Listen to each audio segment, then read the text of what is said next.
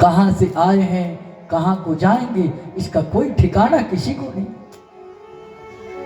फिर भी क्या है, करिल भजनिया हो भैया,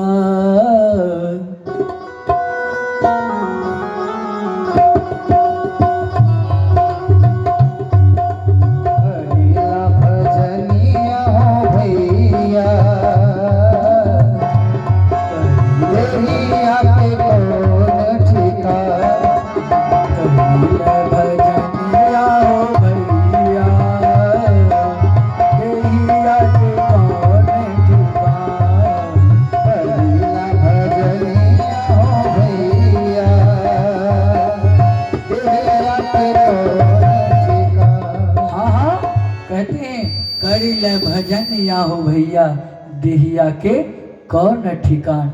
माटी के बनल देहिया हो भैया, माटी में हो मिली जाए। माटी का बना शरीर है, कहाँ चला जाएगा, मिट्टी में चला जाएगा। तो क्या कर लो, भजन करो, भजन से सदगति मिलता है, सदगति मिलता है, सदगति। आप अगर भजन में डूबे रहेंगे, एक चीज ध्यान रखें, आज विश्राम दिवस की कथा है। कथा तो रोज सुने, आज कुछ अपने जीवन की कथा सुनते हैं। यह शरीर जो बना है किस लिए बना है, यह शरीर जो बना है किस लिए, इसमें हम लोगों को क्या करना चाहिए। कथा, कथा हमें अपने जीवन जीने को सिखाती है। अच्छा एक बात बताइए, जीवन क्या है, जीवन काल क्या है, जीवन काल किसे कहते हैं, जीवन क्या है, यह एक प्रश्न बना है। जीवन क्या है, जन्म से लेकर मृत्यु तक के बीच का समय, इसके बीच में दुख और सुख का मिलन होना, यही तो जीवन काल है। क्या यही जीवन काल है। जन्म से लेकर मृत्यु तक का जो मेरा समय होता है, उसको हम जीवन काल कहते हैं। उसमें आपको सुख मिला, दुख मिला, यही तो जीवन काल की परिभाषा है। हम लोगों को इस शरीर पर विशेष अभिमान नहीं करना चाहिए। एक दिन यह शरीर को छोड़कर यह आत्मा निकल जाएगा, और कोई कहते हैं कौन देखा है क्या होगा। मैं प्रमाण देता हूं, आप समझिए, मैं प्रमाण देता हूं। आप रात में सोते हैं, देखिए हर इंसान प्रत्येक दिन मरता है, हर इंसान प्रत्येक दिन मरता है। अल्प मृत्यु प्रत्येक दिन होती है। अल्प मृत्यु क्या है, रात्रि का शयन का समय अल्प मृत्यु कहलाता है। जब हम लोग सोते हैं तो बताइए इस शरीर का क्या है, कुछ पता है। सो जाते हैं, इस पर सांप चढ़ा कि बिच्छा गुजरा कि कोई कुछ, क्या कोई ठिकाना नहीं होता इस शरीर का सोने के बाद। और ये आत्माएं विचरण करती है, भ्रमण करती है, शरीर को छोड़ देती है और वह भ्रमण करती है, सांसें चलती है और आत्माएं विचरण करती रहती है। और कभी कभी आप स्वप्न देखते हैं कि हमें वह मारने के लिए दौड़ रहा है, ऐसा सबके साथ होता है। किसी ना किसी तरह का हम लोग स्वप्न देखते हैं। क्या मेरा शरीर उसके साथ गया है, बताइए, मेरा शरीर क्या उसके साथ गया था स्वप्न में? नहीं, मेरा शरीर यहाँ बिछावन पे होता है, मगर मेरी यह जो आत्मा है जिसके कारण हम जीवित हैं, जो हमारे शरीर में है, वह आत्मा विचरण करता है, उसे डराया जाता है, कभी कभी डर जाता है। वही आत्मा,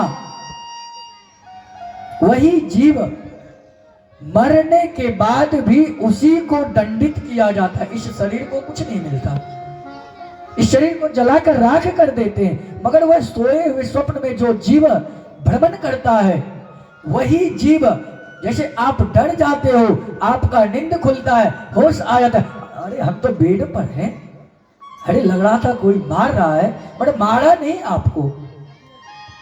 वह आत्मा आपका डर गए स्वप्न से।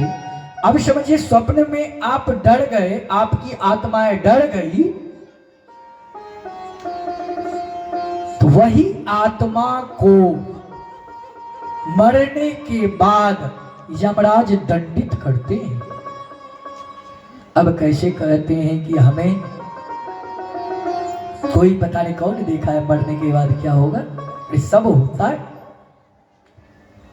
प्रभु के द्वारा बनाया हुआ 83,99,999 योनि है। इतने योनि में हमको भ्रमण करना है, जैसा कर्म करेंगे वैसा फल मिलेगा। गोस्वामी तुलसीदास जी लिखे, और वैसे गीता में भी कहे श्री कृष्ण जी, जैसा आप कर्म करेंगे वैसा आपको फल मिलेगा। गोस्वामी तुलसीदास जी क्या कहते हैं, कर्म प्रधान विश्व करि राखा, जो जस करहि तस फल चाखा। कर्म प्रधान है, इस संसार में जो जैसा करता है उसको वैसा भोगना पड़ता है।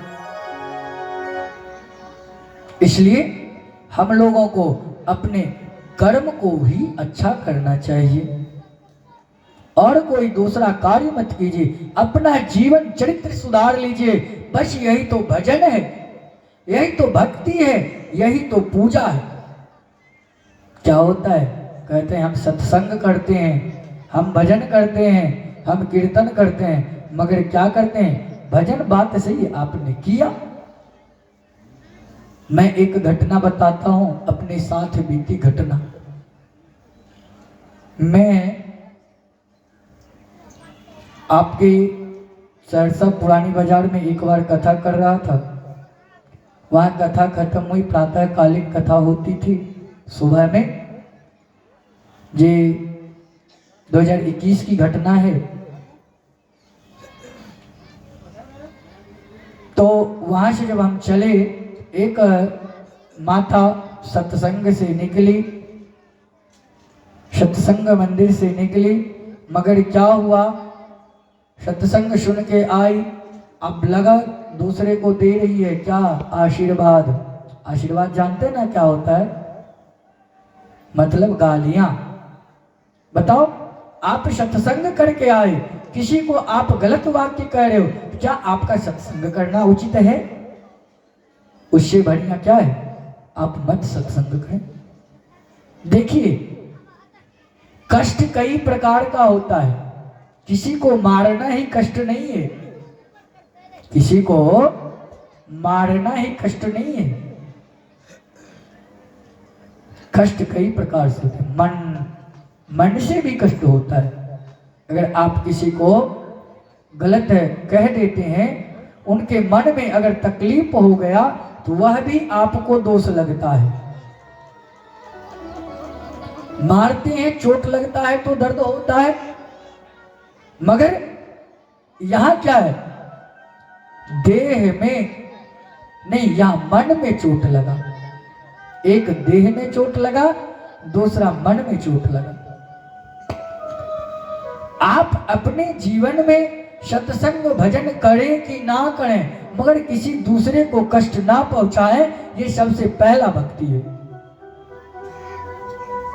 आपके जीवन का सबसे पहला कर्म है, आप किसी को कष्ट ना दें।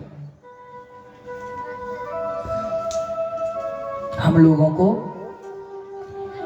पहले अपना जीवन सुधारना चाहिए। जीवन में क्या है?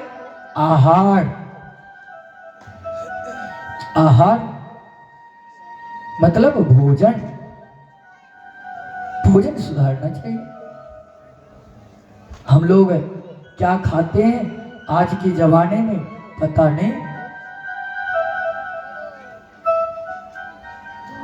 कहीं विवाह होता है, कहीं जन्मदिन होता है। मैं जन्मदिन पर बताऊं, हम लोग जन्मदिन मनाते हैं बच्चों का। जन्मदिन मत मनाओ। मनाना है तो कैसे मनाए जानते? उसका तरीका है मनाने का। अगर जन्मदिन आए तो अपने बच्चों को लेकर मंदिर जाएं, एक दीपक जलवाएं, जो कि दीपक की ज्योति बढ़ती है तो ऊपर की ओर बढ़ती है, नीचे नहीं जलता, ऊपर की ओर जलता है।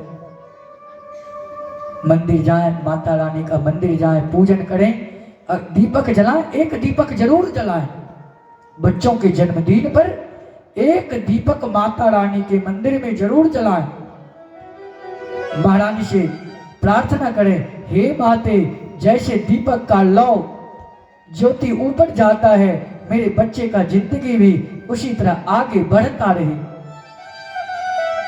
जैसे ज्योति बढ़ती है उसी प्रकार मेरे बच्चे का जीवन काल आपके आशीर्वाद से अच्छा हो, ऐसा प्रार्थना कीजिए। आजकल क्या होता है कलयुग में?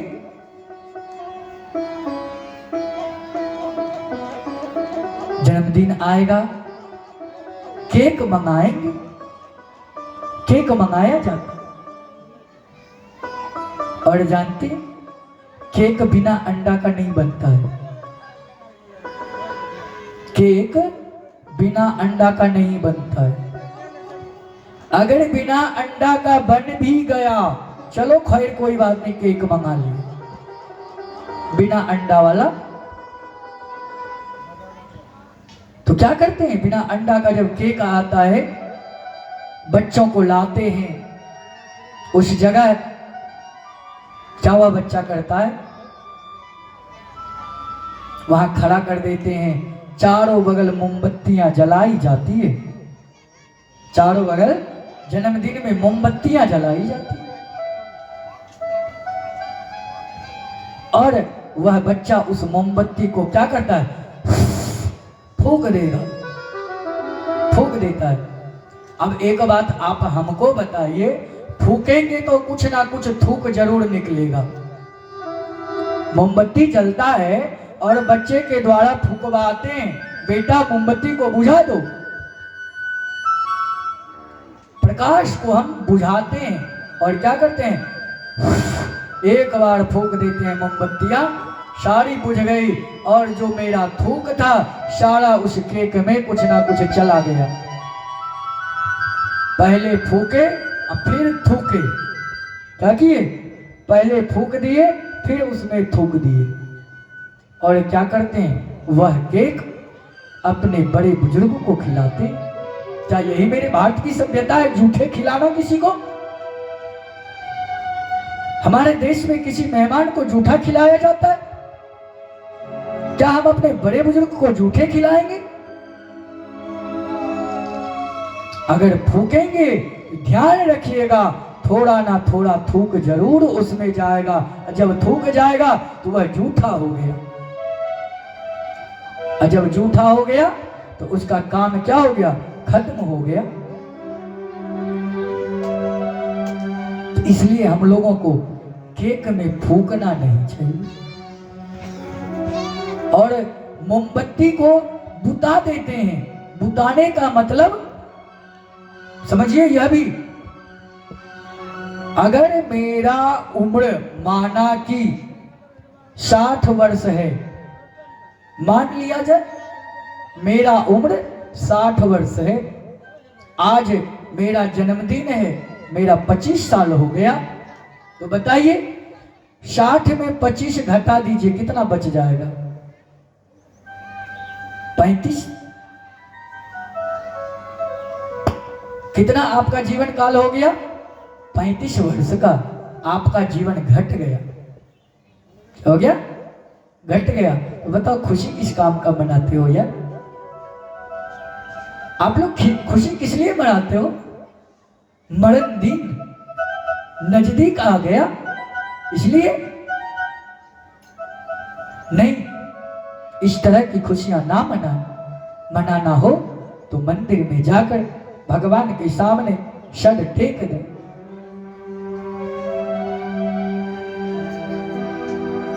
हे नाथ मुझे अपने शरणों में लगा लेना, दरकार पड़े इस पापी का हे नाथ शरणों में लगा लेना। हम लोग क्या है? कुछ नहीं। हम लोगों को भगवान से प्रार्थना करना चाहिए, हे भगवान जितनी आपने जिंदगी दी है उसे सही से निकाल। छोटा सा पंक्ति है,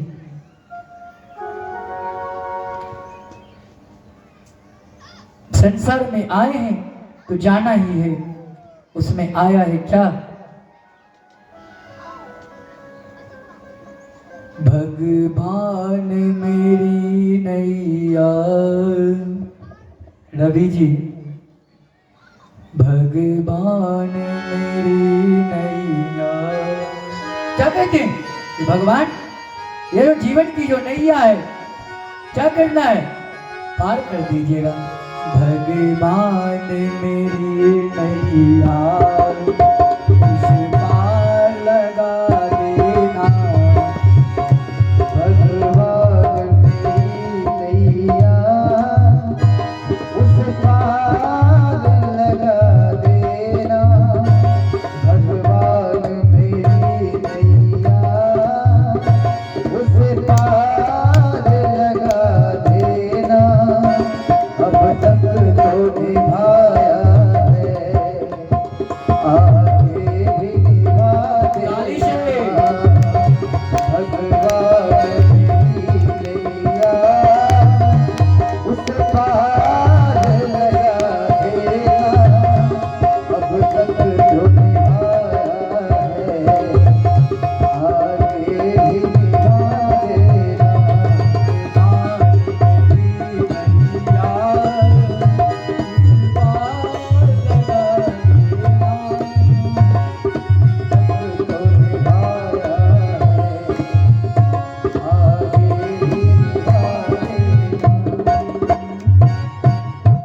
क्या भगवान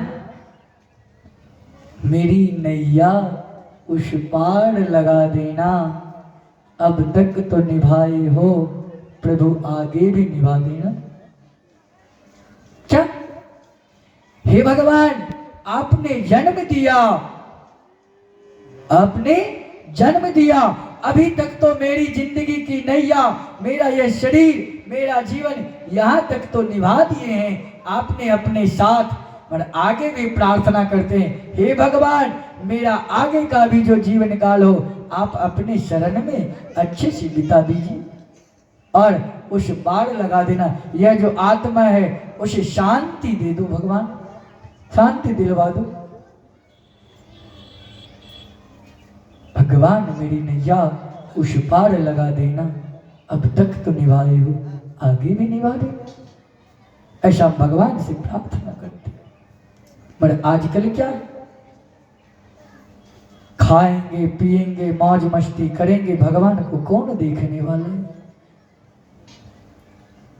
जब दुख आता है हे भगवान रक्षा करो, दौड़े जाते हैं भगवान के द्वार, कहते हैं हे ठाकुर जी अब आपकी शरण में हूं बचा लेना।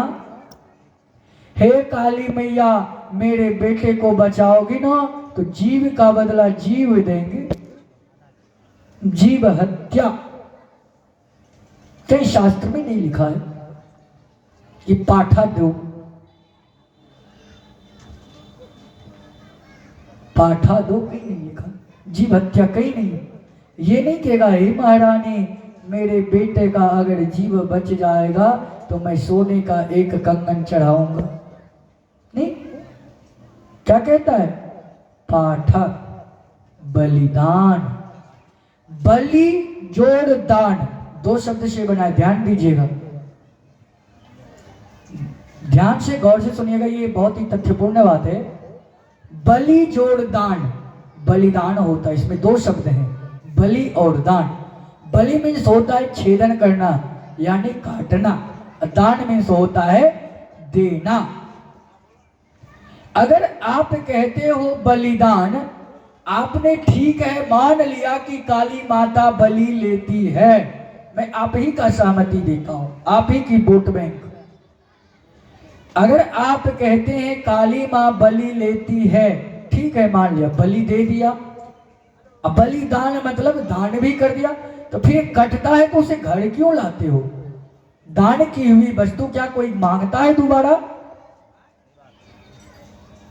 मैं आपसे जानना चाहूंगा, आप दान में मुझे एक कुर्ता पैजामा दे दो, कहना वस्त्र दान पंडित को किया, वस्त्र मीन्स तो कपड़ा हुआ, दान मीन्स आपने दे दिया, ठीक। अब बलि मीन्स हुआ छेदना यानी काटना, जीव बलि काट दिया और दान हो गया हुआ, फिर घर क्यों लाए? दान की हुई वस्तु कोई लाता है क्या?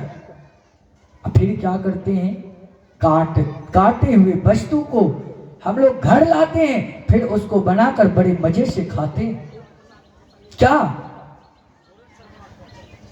हरे रामा हरे हरे बकरी मुर्गा घड़े घड़े, हरे रामा हरे हरे बकरी मुर्गा घड़ी घड़ी, मतलब क्या है? अरे राम राम करेंगे, बकरी मुर्गा घर घर में है तो फायदा क्या है? हरे रामा हरे हरे, दो दो अंडा सुबह शामा, क्या है? सुबह उठो अंडा, शाम उठो अंडा, तो ये हरे राम करने से क्या फायदा? पहले अपने आहार को सुधारें। बलि अगर आपने किया, बलिदान किया, तो उसे लाना नहीं चाहिए।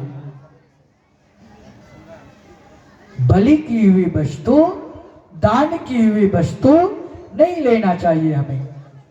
अगर आप कहते हो ठीक है महाराज जी ऐसा होता है, काली माता को बलि पड़ता है, दुर्गा माता को पड़ता है, मैं मान गया तुम्हारी बात, मगर बलिदान जब हो गया तो फिर आपने लाया क्यों? जो वस्तु आपने दान कर दिया उसको लेने का अधिकार तो आपको नहीं है, आप क्यों घर लाते हो? उसे वहीं गंगा में प्रवाहित कर दो, वहीं फेंक दो। जब आपने चढ़ा दिया तो उससे लोभ क्या उस वस्तु से हमें? मगर क्या है, आज हम लोग बकरी खाते हैं तो बेड पर सोते हैं, अगर मुर्दा जलाने जाते हैं तो गंगा स्नान करते हैं, क्या इससे फायदा है? अरे ऐसा नहीं करना चाहिए, हम लोगों को गलत आहार नहीं लेना चाहिए। एक हाथी था, एक मानव जब प्रत्येक दिन मछली को खाता, ध्यान रखिएगा, मछली जो बनी थी ना, जब गंगा का निर्माण, गंगा जब पृथ्वी पर आई तो कीड़ा मकोड़ा उसमें अन्य जलीय जीव थे, तो मछली जब आया तो मछली के लिए आहार होना चाहिए, सबका आहार है कुछ ना कुछ, इसलिए मछली का भी आहार होना चाहिए। तो उसमें जल को साफ करने के लिए मछली क्यों बनाई गई थी? जल को स्वच्छ करने के लिए भगवान ने मछली को बनाया। क्या किया है? जल को स्वच्छ करने के लिए मछली को बनाया।